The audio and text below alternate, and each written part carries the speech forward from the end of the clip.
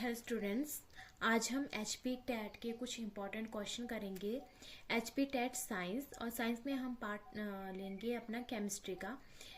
यहाँ से हम कुछ इम्पॉर्टेंट क्वेश्चन देखेंगे।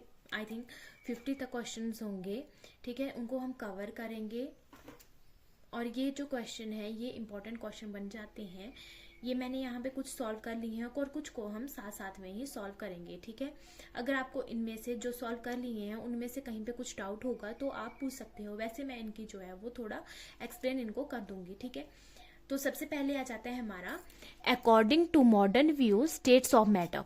जो आप जैसे कि हमारे स्टेट्स ऑफ मैटर कितनी है, ठीक है। तो हमारे पास 4 स्टेट्स ऑफ मैटर आ जाएंगी, ठीक है। 4 स्टेट्स ऑफ मैटर आ जाएंगी। तो सबसे पहले solid, liquid, gas and plasma, ठीक है। इसके अलावा भी बहुत सारी स्टेट्स ऑफ मैटर हैं, ठीक है, ठीक है। जैसे बोसे, आइंस्टाइन है, ठीक है, बहुत सारी हैं, ठीक है। तो आपके पास कौन सी आ जाती हैं? Mainly solid, liquid, gas and साथ में कौन सी साथ में आ जाती है आपकी प्लाज्मा, ठीक है। नेक्स्ट क्वेश्चन है आपके पास, नेम दी प्रोसेस इन विच। हमने उन प्रोसेसेस का नाम बताना है जिसमें कि सॉलिड जो है वो लिक्विड में कन्वर्ट हो रहा है, उसको हम बोलते हैं लिक्विफिकेशन।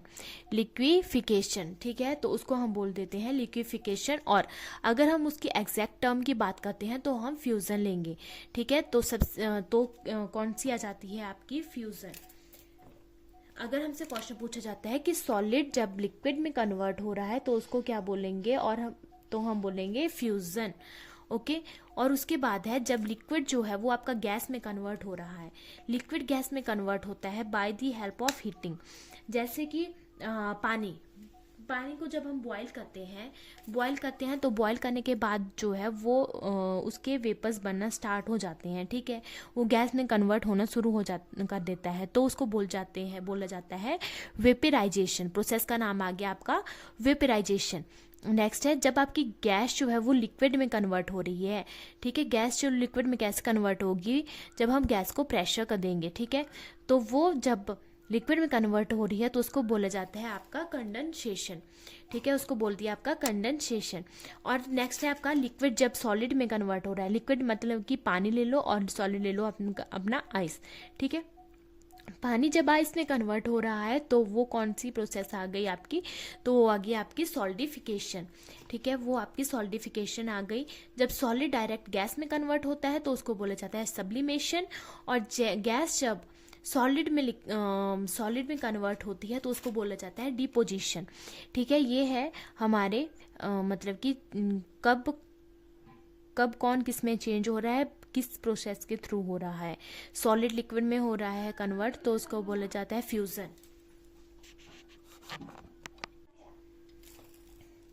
ठीक है। फिर है आपका लिक्विड जब गैस में कन्वर्ट हो रहा है उसको बोलता जाता है वेपराइजेशन। फिर है गैस जब लिक्विड में कन्वर्ट हो रही है तो उसको बोला जाता है कंडेंसेशन। लिक्विड जब सॉलिड में कन्वर्ट होता है उसको बोला जाता है सॉलिडिफिकेशन। और सॉलिड जब गैस में कन्वर्ट होता है वो हो जाता है सब्लिमेशन। एंड गैस जब कन्वर्ट होती है आपकी सॉलिड में तो उसको बोला जाता है डिपोजिशन, ठीक है। अब आपको समझ में आ गया होगा। नेक्स्ट है ionised gas is known as, उसको क्या बोला जाता है? नेक्स्ट है इवेपोरेशन, ठीक है। इवेपोरेशन और वेपराइजेशन दो फिनोमिनन है। तो इन दोनों में क्या डिफरेंस है? क्या आपकी इवेपोरेशन होती है और क्या आपकी वेपराइजेशन होती है? तो इवेपोरेशन जो होती है वो एट एनी टेम्परेचर हो सकती है, ठीक है। और इसके लिए जो अगर इसके साथ साथ ही हम वेपराइजेशन को भी देख लेते हैं। अगर इवेपोरेशन देख ली हमने कि किसी भी टेम्परेचर के ऊपर हो सकती है, और वेपराइजेशन के लिए एक पर्टिकुलर टेम्परेचर चाहिए होता है। वेपराइजेशन आप ले सकते हैं एग्जाम्पल, जैसे कि पानी का बॉयल होना। जो पानी बॉयल होता है वो एक पर्टिकुलर टेम्परेचर के ऊपर ही बॉयल हो पाता है, ठीक है। ऐसे तो कभी भी किसी भी टेम्परेचर के ऊपर वो बॉयल नहीं हो रहा होता है ना, उसके लिए तो एक टेम्परेचर चाहिए होता है। तो वो हो जाती है आपकी वेपराइजेशन। जो आपकी इवेपोरेशन है वो एक सरफेस फिनोमिना है, और जो आपकी वेपराइजेशन है वो एक बल्क फिनोमिना है। जो आपकी इवेपोरेशन है वो क्या कॉज करती है? वो आपकी कॉज करती है कूलिंग। तो आप ध्यान रखोगे अच्छे से, ठीक है। इस बात को आप अच्छे से सुनो कि इवेपोरेशन क्या कॉज कर रही है? वो कॉज कर रही है आपकी कूलिंग। और वेपराइजेशन जो है वो हीटिंग कॉज करती है, ठीक है। फॉर एग्जाम्पल, यहाँ हम एग्जाम्पल से अच्छे से समझ लेते हैं इवेपोरेशन। सबसे पहले कि जब जैसे हम गर्मियों में बाहर से आते हैं, धूप से आते हैं, पसीने से लथपथ होके अंदर कमरे में आते हैं, ठीक है, तो हम पंखे के नीचे या फिर कूलर के आगे बैठ जाते हैं ना, ठीक है, तो थोड़ी देर बाद जैसे कि हम बाहर से आए 5 या 10 मिनट बाद जो है वो हमें ठंड लगना शुरू हो जाती है।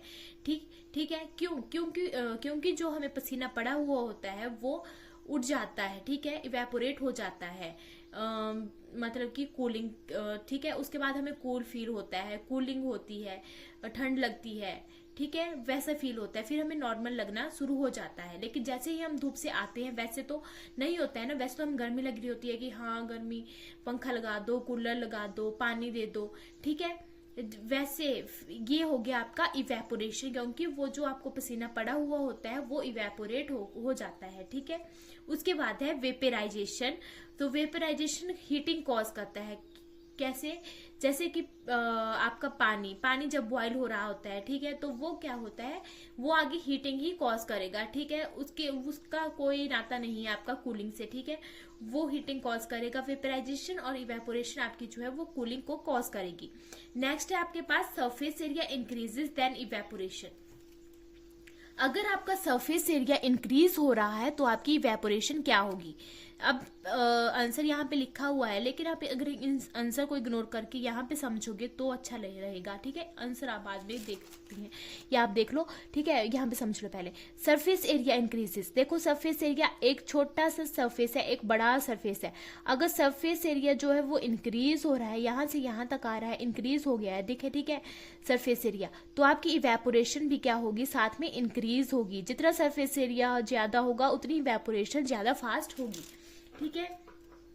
नेक्स्ट है if moisture is more than evaporation. अगर आपका जैसे कि टेम्परेचर में मॉइस्चर ज्यादा है, ह्यूमिडिटी ज्यादा है, फॉर एग्जांपल आपके बरसात के दिनों में, ठीक है, ह्यूमिडिटी ज्यादा होती है, अगर उस टाइम पे आप कपड़े बाहर सूखने डालते हो अपने, तो क्या वो जल्दी सूख पाते हैं? नहीं सूख पाते हैं। क्यों? क्योंकि जो आपकी इवेपोरेशन का रेट है वो कम होता है उस टाइम, ठीक है। क्यों? क्योंकि जो आपके एटमॉस्फेयर है, एटमॉस्फेयर में जो है वो आपकी ह्यूमिडिटी ज्यादा है। अगर एटमॉस्फेयर में मॉइस्चर ज्यादा होगा तो इवेपोरेशन का रेट जो है वो कम होगा। तो यहाँ पे इसका आंसर जो है वो क्या आ जाएगा, if moisture is more than evaporation is less, ठीक है। नेक्स्ट क्वेश्चन है which have more force of attraction, solid, liquid, gas. ये हमारे पास 3 स्टेट्स ऑफ मैटर है। अब इनमें से किसमें जो है वो सबसे ज्यादा फोर्स ऑफ अट्रैक्शन होगी, किसमें कम होगी, किसमें सबसे कम होगी, ये मैंने आंसर में ऐसे लिख दिया है। लेकिन क्वेश्चन में पूछा गया है कि which have more force of attraction, तो सबसे ज्यादा फोर्स ऑफ अट्रैक्शन जो है वो सॉलिड्स में देखने को मिलेगी, ठीक है। नेक्स्ट है आपके पास क्वेश्चन सेफ सिलेक्टिव कैटलिस्ट कौन होगा? तो सेफ सिलेक्टिव कैटलिस्ट आपके पास आ जाएगा जियोलाइट, ठीक है, जियोलाइट। नेक्स्ट है आपके पास anti freezer in car radiator. Anti freezer की तरह कौन कार्य करेगा? वो करेगा आपका इथाइलिन ग्लाइकोल, ठीक है। इथाइलिन ग्लाइकोल जो है वो आपके पास काम करेगा, ठीक है, कार रेडिएटर में एंटी फ्रीजर की तरह। नेक्स्ट क्वेश्चन है आपके पास the distance of a car is measured by. जो आपकी कार का डिस्टेंस है वो किसके हेल्प से मेजर किया जाएगा? वो आपका मेजर किया जाएगा ओडोमीटर की हेल्प से। The distance of a car is measured bye odometer, ठीक है। ये आपके क्वेश्चन हो गए, यहाँ तक हमने 11 क्वेश्चन कर लिए। अब नेक्स्ट क्वेश्चन 12th है हमारे पास, catalyst term was given by. तो कैटलिस्ट टर्म जो है वो बैजिलस ने दी थी, ठीक है। इसको भी आप देख लेना अच्छे से कि कैटलिस्ट टर्म किसने दी है, बैजिलस ने दी है। नेक्स्ट है आपके पास कि कैटलिस्ट होता क्या है। टर्म तो दे दी बैजिलस ने, बट कैटलिस्ट होता क्या है? कैटलिस्ट जो है वो एक मतलब कि ये क्या है, ये रेट ऑफ रिएक्शन को इंक्रीज कर देता है, हमारी रिएक्शन को फास्ट करता है, और क्या करता है, एक्टिवेशन एनर्जी को डिक्रीज करता है। और इसका जो है वो आपके रिएक्शन के ऊपर और कोई प्रभाव नहीं पड़ता है, ये रिएक्शन को ओनली फास्ट करेगा, हेल्पिंग हैंड की तरह काम करता है, ठीक है, ठीक है। नेक्स्ट है आपके पास हैबर प्रोसेस यूज्ड। जो आपकी हैबर प्रोसेस है उसका यूज किसके लिए किया जाता है? Haber process is used to manufacturing of ammonia. Ammonia का फॉर्मूला आपके पास आ जाएगा NH3, ठीक है। और इसमें जो कैटालिस्ट यूज होगा वो कैटालिस्ट है आपका आयरन, और अगर मॉडरेटर की बात करें तो मॉडरेटर आपका आ जाएगा मोलिब्डेनम। अब यहाँ पे मोलिब्डेनम का मैंने सिंबल लिखा है Mb, और कैटालिस्ट जो आपका आयरन यूज हो रहा है उसका लिखा है Fe। Fe होता है आपके पास आयरन, ये बातें आप ध्यान में रखोगे, ठीक है। ऑसवाट प्रोसेस की बात की जाए तो इसका यूज किया जाता है आपका मैन्युफैक्चरिंग ऑफ नाइट्रिक एसिड, और नाइट्रिक एसिड का फॉर्मूला हो जाता है हमारे पास HNO3, ठीक है। तो HNO3 जो है वो आपका नाइट्रिक एसिड का फॉर्मूला हो जाएगा। कैटालिस्ट जो है आपका प्लेटिनम यूज होगा। प्लेटिनम का आपके पास जो सिंबल है, एलिमेंट का जो सिंबल है वो आ जाएगा Pt। नेक्स्ट है आपके पास कॉन्टैक्ट प्रोसेस।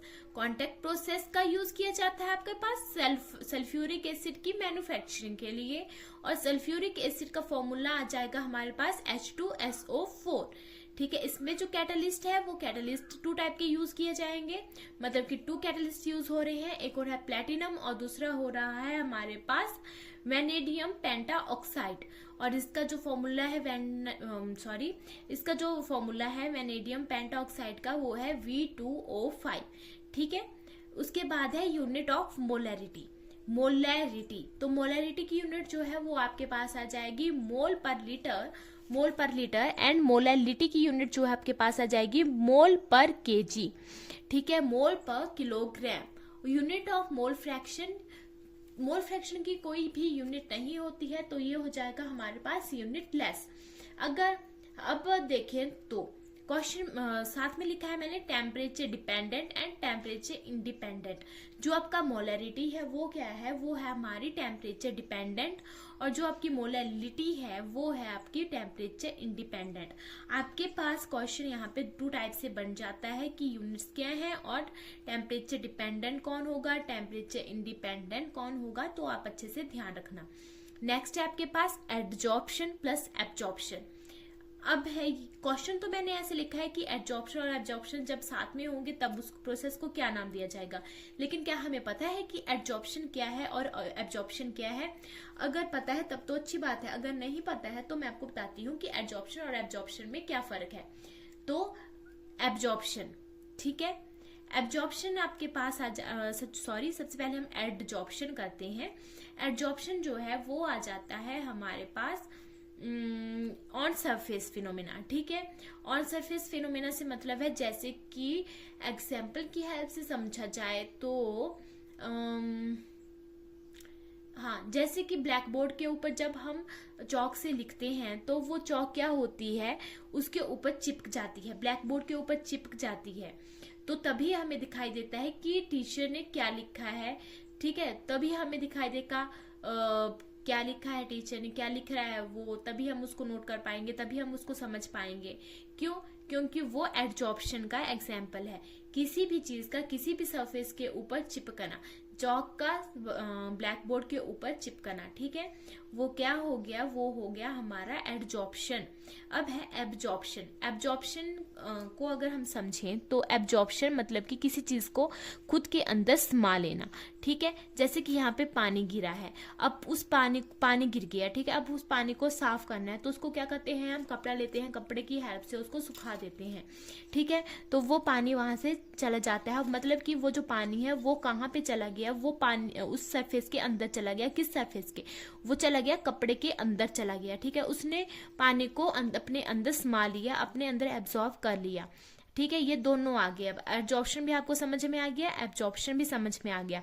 अब जब एब्जॉर्प्शन और एब्जॉर्प्शन दोनों आपस में मिल जाते हैं तो उस प्रोसेस को क्या बोला जाता है, उस प्रोसेस को बोला जाता है जॉर्प्शन, ठीक है। उस प्रोसेस को क्या बोला जाएगा, उस प्रोसेस को बोला जाएगा जॉर्प्शन।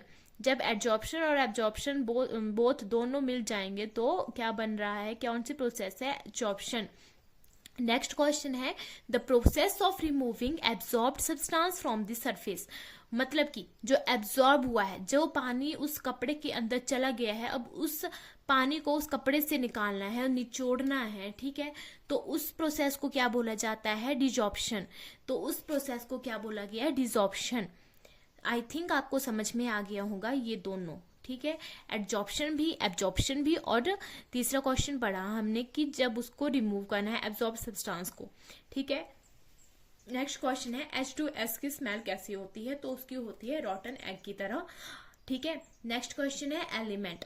एलिमेंट क्या होता है? तो एलिमेंट जो है वो आपका एक प्योर सब्सटेंस है जो आपका मेडअप होता है only one type of atom से, ठीक है। Element is the pure substance that is made up of only one type of atom, okay. Next question है कि element term was given bye. जो एलिमेंट टर्म है वो किसने दी थी? एलिमेंट टर्म जो है वो रॉबर्ट बॉयल ने दी थी, और कब दी थी? 1661 में जो है वो ये टर्म दी थी।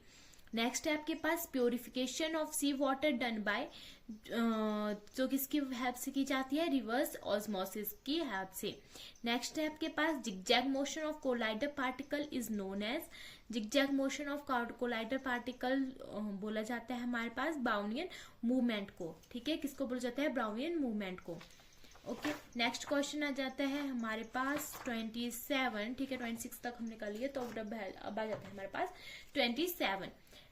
देखो, कप में चाय पीते हैं, प्लेट में चाय पीते हैं, इन दोनों में से ये दोनों हैं, ठीक है। कौन ज्यादा ठंडी होगी और क्यों? कप में पी रहे हैं, प्लेट में पी रहे हैं, ठीक है, दोनों में पी रहे हैं चाय। अब कौन ठंडी होगी? ये तो कोई बोल सकता है कि कप की चाय गर्म रहेगी as compare to plate. Plate में जो है वो जल्दी ठंडी हो जाती है, तभी जल्दी जल्दी पीते हैं तो प्लेट में डाल के पीते हैं, ठीक है। तो क्यों हो रही है? क्योंकि जो प्लेट है उसका सरफेस एरिया जो है वो ज्यादा है और कप का क्या है? कम है, ठीक है। अगर सरफेस एरिया ज्यादा होगा तो क्या होगा? इवेपोरेशन ज्यादा जल्दी होगी, और इवेपोरेशन क्या कॉज करती है? इवेपोरेशन कॉज करती है आपकी कूलिंग, ठीक है। समझ गए ना? ठीक है। नेक्स्ट है आपके पास शुगर, वाटर, गैस, कौन ज्यादा फोर्स ऑफ अट्रैक्शन शो करेगा? तो अब आप बताओ हम मेरे को कि कौन ज्यादा फोर्स ऑफ अट्रैक्शन शो करेगा। क्वेश्चन आंसर यहाँ पे लिखा गया है, ठीक है, शुगर। क्यों? क्योंकि हमने पहले भी पढ़ा कि फोर्स ऑफ अट्रैक्शन जो है वो सबसे ज्यादा सॉलिड्स में होगी। तो सॉलिड यहाँ पे इन तीनों में से क्या है? शुगर है। तो शुगर में जो है वो ज्यादा फोर्स ऑफ अट्रैक्शन होगी। नेक्स्ट क्वेश्चन है, जब केन शुगर जो है वो कन्वर्ट हो रही है आपकी ग्लूकोज प्लस फ्रक्टोज में, तो कौन सा एंजाइम जो है वो वर्क कर रहा है? तो आपका एंजाइम जो है वो इन्वर्टेज वर्क कर रहा है, ओके। वैसे ही जब ग्लूकोज जो है जो इथेनॉल प्लस कार्बन डाइऑक्साइड में कन्वर्ट होगा तो आपका जो है वो जाइमेज एंजाइम जो है वो वर्क करेगा, ठीक है। नेक्स्ट है स्टार्च जब माल्टोज में कन्वर्ट होगा तो डायस्टेज जो है एंजाइम आपका वर्क करेगा।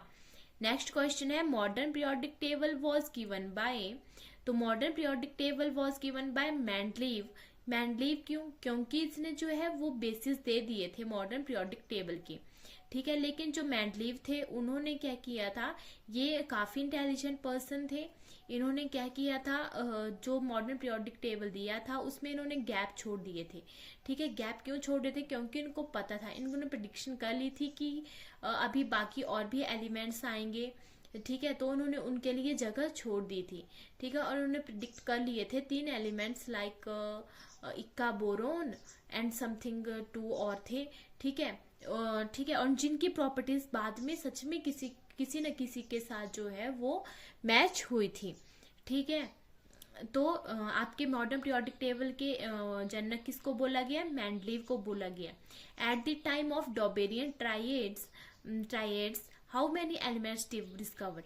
जो आपके डॉबेरियन थे इन्होंने क्या किया था? इन्होंने क्लासिफाई किया था एलिमेंट्स को 3 के ग्रुप्स में, और इनके टाइम पे जो है वो 30 एलिमेंट ही डिस्कवर हुए थे, और इन्होंने 3 ग्रुप बनाए थे, और उन 3 ग्रुप में जो है वो 3 एलिमेंट्स को रखा था, और उसके आगे वो क्लासिफाई नहीं कर पाए थे। क्यों? क्योंकि उनकी प्रॉपर्टीज जो है वो चेंज हो रही थी, सेम नहीं आ रही थी, ठीक है।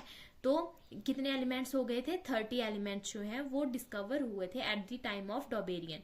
नेक्स्ट है आपके पास Newland law, known as Newland law को क्या बोला जाता है? Law of Octave. ऑक्टेव का मतलब होता है 8 मतलब 8, ठीक है। नेक्स्ट है आपके पास Newland arrange the element in their. कैसे अरेंज किया था? तो न्यूलैंड ने अरेंज किया था एलिमेंट को in their increasing order of their atomic mass. Atomic mass के बेसिस के ऊपर, एटॉमिक मास भी कैसे? इंक्रीजिंग ऑर्डर में। और इन्होंने क्या बोला था, न्यूलैंड ने बोला था जो आपका फर्स्ट एलिमेंट है और जो आपका एट्थ एलिमेंट है उसकी प्रॉपर्टीज जो है वो सेम होगी। हर फर्स्ट मतलब जैसे कि हर एट्थ एलिमेंट की प्रॉपर्टीज जो है वो सेम होगी। वैसे मैंने नेक्स्ट क्वेश्चन लिखा है, who said the properties of every eighth element is similar to the first element. तो किसने बोला था, ये बोला था हमारे न्यूलैंड ने कि जो आपके फर्स्ट एलिमेंट है उसकी प्रॉपर्टी और एट्थ एलिमेंट की प्रॉपर्टीज जो है वो कैसी होंगी, सेम होंगी। नेक्स्ट क्वेश्चन है, how many elements were discovered at the time of Newland. Newland के टाइम पे कितने एलिमेंट डिस्कवर हो चुके थे। तो न्यूलैंड के टाइम पे जो है वो 56 एलिमेंट जो है वो डिस्कवर हो चुके थे। नेक्स्ट है, जब न्यूलैंड का टाइम था, ठीक है, तब लास्ट एलिमेंट कौन सा था। At the time of Newland the last element is thorium. कौन सा एलिमेंट था, थोरियम था। नेक्स्ट क्वेश्चन है, the first periodic table become generally accepted was given by. जिसको एक्सेप्ट किया गया था पीरियोडिक टेबल को, वो किसने दिया था, वो आपका दिया था मेंडलीव ने। किसने दिया था, मेंडलीव ने। मेंडलीव का पीरियोडिक टेबल जो है वो एक्सेप्ट किया गया था, ठीक है। इन्होंने बेसिस दे दिए थे, कंप्लीट इन्होंने नहीं किया था लेकिन इन्होंने बेसिस दे दिए थे, तो इनको ही बोला जाता है, ठीक है। How many elements were discover eight the time of Mendeleev. जब मेंडलीव का टाइम था तब कितने एलिमेंट जो है वो डिस्कवर हो चुके थे, तो तब हो गए थे 63 एलिमेंट्स डिस्कवर, ठीक है। कितने, 63 एलिमेंट्स डिस्कवर्ड हो चुके थे। Mendeley classified the element on the basis of their. कैसे इन्होंने डिस्कवर किया था, इन्होंने भी जो है वो डिस्कवर किया, मतलब इन्होंने भी क्लासिफाई किया था on the basis of their atomic mass. इन्होंने भी एटॉमिक मास ही लिया था, ठीक है, increasing order of their atomic mass. Mendeleev ने भी increasing order of their atomic mass. फिर उस टाइम पे जब मेंडलीव का टाइम था, ठीक है, तब कितने पीरियड्स थे और कितने ग्रुप्स थे। तो तब हमारे पास पीरियड्स थे 6, ठीक है, 6 पीरियड्स थे और ग्रुप्स कितने आगे, ग्रुप्स आगे हमारे पास 8 ग्रुप्स। पीरियड्स जो होते हैं वो हॉरिजॉन्टल रोज होती हैं और ग्रुप्स जो है वो वर्टिकल कॉलम होते हैं, ठीक है। Henry Mauchly classified the elements on the basis of. अब ये हेनरी मॉसले थे, इन्होंने ही जो है वो बाकी एलिमेंट्स को है डिस्कवर किया था, ठीक है। मतलब कि इनके टाइम पे जो है वो पीरियोडिक टेबल कंप्लीट हो चुका था, ठीक है।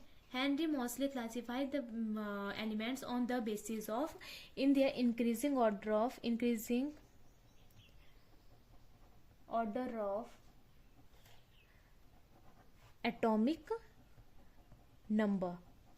इन्होंने नंबर लिए थे, एटॉमिक नंबर, इन्होंने मास ना लेके नंबर लिए थे, ठीक है, एटॉमिक नंबर लिया था। क्यों, क्योंकि इन्होंने देखा था कि जितने भी पहले थे उन्होंने सब ने जो है वो एटॉमिक मास लिया। अब सब ने एटॉमिक मास लिया तो उन्होंने सोचा कि ये एटॉमिक मास ना लेके कुछ और लेते हैं, कुछ चेंज करते हैं, तो उन्होंने एटॉमिक नंबर लिए थे, जिसकी वजह से जो है वो इनका जो मॉडल था, पीरियोडिक टेबल था, वो एक्सेप्टेबल है उस टाइम पे। अब ग्रुप कितने हैं, अब ग्रुप्स आ गए हमारे पास 18 और पीरियड्स आ गए 7, ठीक है। मेंडलीव के टाइम पे पीरियड थे 6 और ग्रुप थे 8, और लेकिन जब मॉसले का टाइम आया तो मॉसले के टाइम पे ग्रुप्स कितने आगे 18 और पीरियड्स कितने आगे 7। ग्रुप्स रिप्रेजेंट, ग्रुप क्या रिप्रेजेंट करेगा, क्यों है ये ग्रुप, क्या रिप्रेजेंट करते हैं, तो ग्रुप आपके वैलेंस इलेक्ट्रॉन को रिप्रेजेंट करते हैं। किसको, वैलेंस इलेक्ट्रॉन्स को जो है वो रिप्रेजेंट करते हैं, और पीरियड्स जो है वो आपके शेल को रिप्रेजेंट करेंगे, नंबर ऑफ शेल इसको रिप्रेजेंट करेंगे, ठीक है। नेक्स्ट है total number of elements in periodic table at that time, कि आजकल नाउ ठीक है, कितने एलिमेंट्स हैं हमारे पीरियोडिक टेबल में, तो वो है 118, ठीक है। नेक्स्ट है periodic law was given by. तो आपका जो पीरियोडिक लॉ है वो किसने दिया था, periodic law was given by Mendeleev, ठीक है, ठीक है। किसने दिया था, मेंडलीव ने ही दिया था आपका पीरियोडिक लॉ, ठीक है। उसके बाद लिमिटेशन ऑफ पीरियोडिक, मतलब मेंडलीव पीरियोडिक टेबल, जो पीरियोडिक टेबल आपके मेंडलीव ने दिया था उसमें क्या लिमिटेशन थी, तो इसमें लिमिटेशन थी क्योंकि इन्होंने जो है वो आइसोटोप्स के बारे में नहीं बताया था और ना ये हाइड्रोजन के पोजीशन के बारे में बता पाए थे, पोजीशन ऑफ हाइड्रोजन, ये इसके बारे में नहीं बता पाए थे। ठीक है, उसके बाद है in which year Mendeleev develop periodic law, कब डेवलप किया था इन्होंने पीरियोडिक लॉ को, तो उन्होंने किया था 1869 में पीरियोडिक लॉ को डिस्कवर।